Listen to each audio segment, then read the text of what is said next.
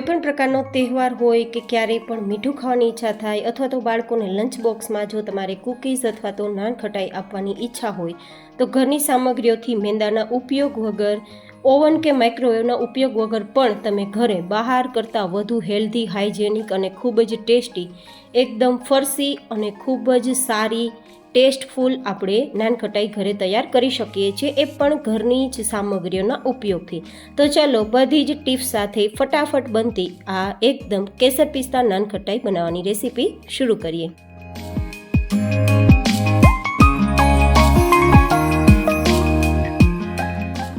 તો જેમના માટે માપ માટે ઘરમાં રહેલી વાટકીને પહેલાં સેટ કરવી પડશે. તો હું ઘરમાં રહેલી 1 કપ જેટલી વાટકી છે તે વાટકીના માપથી 1 વાટકી કે 1 કપ જેટલી ખાંડ આપણે મિક્સરમાં લેશું અને 8 થી 10 એલચીના ફોતરા કાઢી તેના દાણા પણ આપણે ખાંડ સાથે ઉમેરી પાવડર તૈયાર કરી લેશું.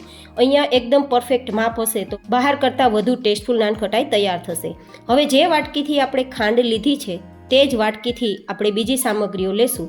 તો આપણે એક ચાળણીની મદદથી સૌથી પહેલાં ઘઉંનો લોટ લેશું. જ્યાં આપણે મેંદો લેતા હોય ત્યાં આપણે ઘઉંનો લોટ લેવાનો છે, જેમાંથી રોટલી બનાવીએ ને તે જ લોટ છે, પણ એકવાર તેને ચાળીને ઉપયોગમાં લેવો જરૂરી છે. તો હું આ રીતે 1 વાટકી કે 1 કપ જેટલો જે ઘઉંનો લોટ લીધો છે તેને આ રીતે ચાળી લઉં છું.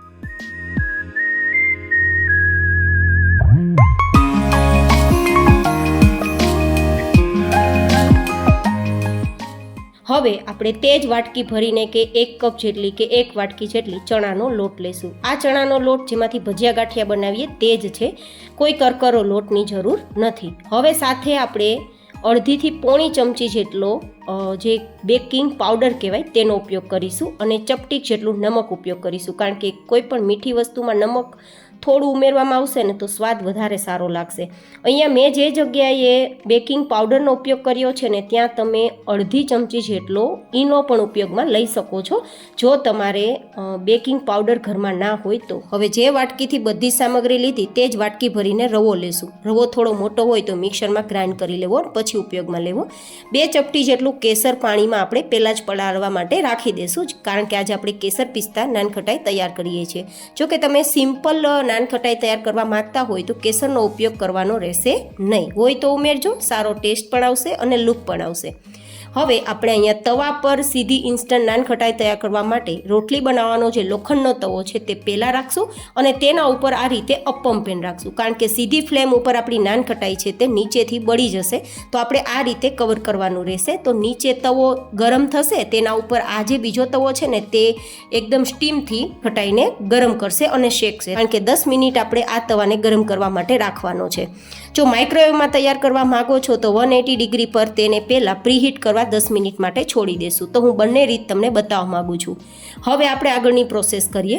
તો મેં 1 વાટકી કે 1 કપ જેટલું, મતલબ જે વાટકીથી સામગ્રી લીધી છે ને તે જ વાટકી ભરીને જામેલું ઘી, અહીંયા ઘરનું દેશી ઘી છે, પણ મેં 10 મિનિટ પહેલાં તેને ફ્રીઝરમાં રાખી દીધું હતું, જેથી આ રીતે તે કડક થઈ ગયું છે. હંમેશા નાનખટાઈ તૈયાર કરવા માટે દેશી ઘીનો ઉપયોગ કરવો હોય ને તો ઘીને પહેલાં ફ્રીઝરમાં આ રીતે જમાવવા માટે છોડી દેવાનું, જામી જાય પછી જ ઉપયોગમાં લેવાનું. અને પછી આપણે જે 1 વાટકી જેટલી દળેલી ખાંડ છે ને તેને ઉમેરી આ રીતે એકદમ બટર જેવી કન્સિસ્ટન્સી ના આવે ને ત્યાં સુધી ફેટવાનું છે. તમે અહીંયા બીટરનો ઉપયોગ પણ કરી શકો છો, કાંટા ચમચીનો ઉપયોગ કરી શકો છો, હાથનો જે રીતે એક જ ડાયરેક્શનમાં ફેરવીને ઉપયોગ પણ કરી શકો, તમારી ચોઈસ. પણ આ રીતે જો વિસ્ક હશે તો ફટાફટ કામ થશે. જો ક્યાં સુધી ફેટવાનું તે પણ તમને બતાવી દઉં. આ રીતે ચમચી ભરી અને પછી ઊંધી વાળવાની. ઊંધી વાળતા પણ ચમચીમાંથી બેટર પડવું ના જોઈએ, આટલું થીક થઈ જાય ત્યાં સુધી આપણે ફેટવાનું છે. આટલું સરસ ફેટાઈ ગયા પછી નાનખટાઈ તૈયાર કરીશું ને તો બહાર કરતાં વધુ ટેસ્ટી, હેલ્ધી અને હાઇજેનિક તૈયાર થશે. અને મેંદાનો ઉપયોગ કર્યો નથી તો હાઇજેનિક અને હેલ્ધી તો રહેવાની છે. અને હવે અહીંયા આપણે પિસ્તાની ફ્લેવર આપવા માટે લગભગ 1/4 કપ જેટલા પિસ્તાનો અધકચરો વાટેલો પાવડર ઉમેરી દેશું અને કેસરને જે પલાળીને રાખ્યું છે તેને ઉમેરી આ રીતે મિક્સ કરી દેશું. આ રીતે મિક્સ કરતાં ના ફાવે તો હવે આપણે હાથની મદદથી મિક્સ કરવાનું છે. અને હા, આ મિક્સ કરતાં એકદમ લોટ જેવું બંધાઈ જવું જોઈએ, પણ જો લોટ બંધાય નહીં અને થોડું કોરું રહે તો અહીંયા આપણે ઘી ઉમેરવાનું રહેશે, પણ પાણી ઉપયોગમાં લેવું નહીં. તો જ એકદમ સરસ ફરસી આપણી નાન ખટાઈ તૈયાર થશે. પણ જો તમે આ જ માપ પ્રમાણે બધી સામગ્રી લેશો તો તમારે કંઈ વસ્તુ વધઘટ કરવાની રહેશે નહીં, પરફેક્ટ થઈ જશે. તો આ બધું જ સરસ લોટ જેવું બંધાઈ ગયું છે. તો હવે આપણે થોડો થોડો લોટ લઈ અને એકદમ ગોળ ગોળ નાન ખટાઈનો શેપ આપી દઈશું. આપણે જે રીતે અપમ પેનમાં શેકવાના છે તો અપમ પેનના જે ખાના છે તેનાથી સાઇઝ થોડી નાની રાખવાની છે, કારણ કે હજુ આ નાન ખટાઈ છે તે જેમ કૂક થશે ને તેમ ડબલ ફૂલશે. તો આ રીતે નાની સાઇઝ રાખી અને પછી ઈચ્છા હોય તો ઉપરથી કેસર અને પિસ્તાને ગાર્નિશિંગમાં આ રીતે આપણે લગાવી દઈશું. એકદમ સરસ કલર અને એકદમ સરસ લુક આવે તેના માટે.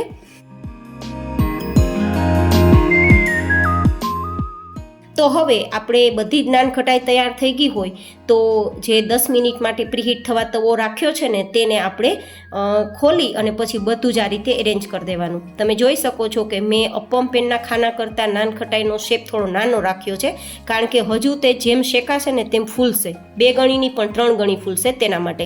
હવે આપણે ઢાંકી દેશું અને એકદમ ધીમો ગેસ હોય ત્યાં રાખી અને ધીમી ફ્લેમ રાખી અને લગભગ 12 થી 15 મિનિટ માટે થવા દેશું. ખાસ ધ્યાન રાખવાનું છે, ગેસની ફ્લેમ થોડી પણ વધવી ના જોઈએ, નહીં તો આ નીચેથી બળી જશે ને ઉપરથી કાચી રહેશે. હવે હું તમને માઇક્રોવેવમાં જો શેકવી હોય તો કઈ રીતે શેકવી તે પણ બતાવી દઉં, જેથી જે લોકો પાસે માઇક્રોવેવ કે ઓવન છે તેમાં તે શેકી શકે. તો માઇક્રોવેવ કે ઓવન સેફ પ્લેટ લેવાની, તેના ઉપર બટર પેપર એરેન્જ કરી અને આ રીતે ગોઠવી દેવાનું અને થોડી થોડી વચ્ચે જગ્યા રાખી દેવાની, જેથી ફૂલવામાં એમને જગ્યા મળે. અને પછી 180 ડિગ્રી પર 12 થી 15 મિનિટ માટે તેને કૂક કરવા છોડી દેવાની.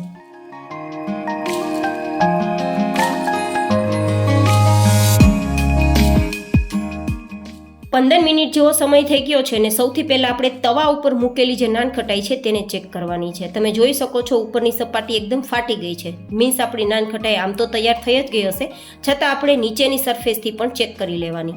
અને પછી તે પ્લેટને નીચે ઉતારી 10 મિનિટ માટે ઠંડી કરવા સાઈડમાં રાખવાની, પછી તેને ડિમોલ્ડ કરવાની.